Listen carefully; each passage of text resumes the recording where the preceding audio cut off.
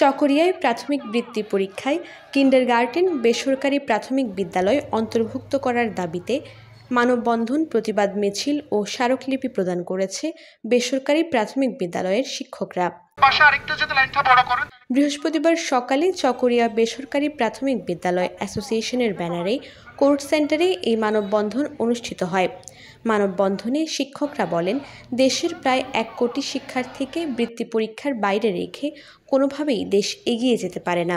বিশাল জনগোষ্ঠীকে বাদ রেখে যে প্রজ্ঞাপনটা জারি হয়েছে, আমার প্রশ্ন, 8ম শ্রেণীর বৃত্তি যদি সরকারি বেসরকারি বিদ্যালয়ের মাধ্যমে হয়, 10ম শ্রেণীর বৃত্তি যদি সরকারি বেসরকারি বিদ্যালয়ের মাধ্যমে হয়, উচ্চ মাধ্যমিকের বৃত্তি যদি সরকারি ও বেসরকারি স্কুলের মাধ্যমে হয়, প্রাথমিক বিদ্যালয়ে বৈষম্য কেন শুরু করা হলো?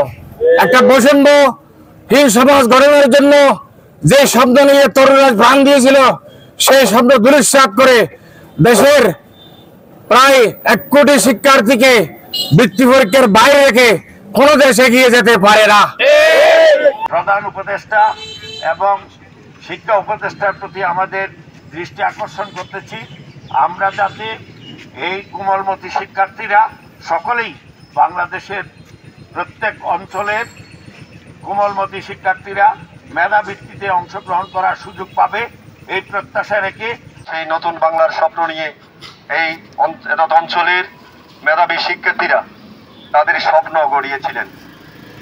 5ম শ্রেণীর মেধাবৃত্তি পরীক্ষা নিয়ে সরকারের 17ই জুলাইয়ের প্রজ্ঞাপনের আলোকে বেসরকারি কিন্ডারগার্টেন এবং মাধ্যমিক বিদ্যালয় সংলগ্ন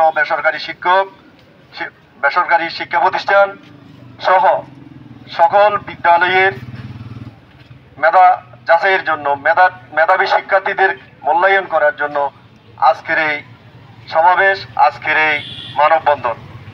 মানববন্ধন শেষে প্রতিবাদ মিছিল অনুষ্ঠিত হয়। এ সময় শিক্ষকরা নানা স্লোগান দেন।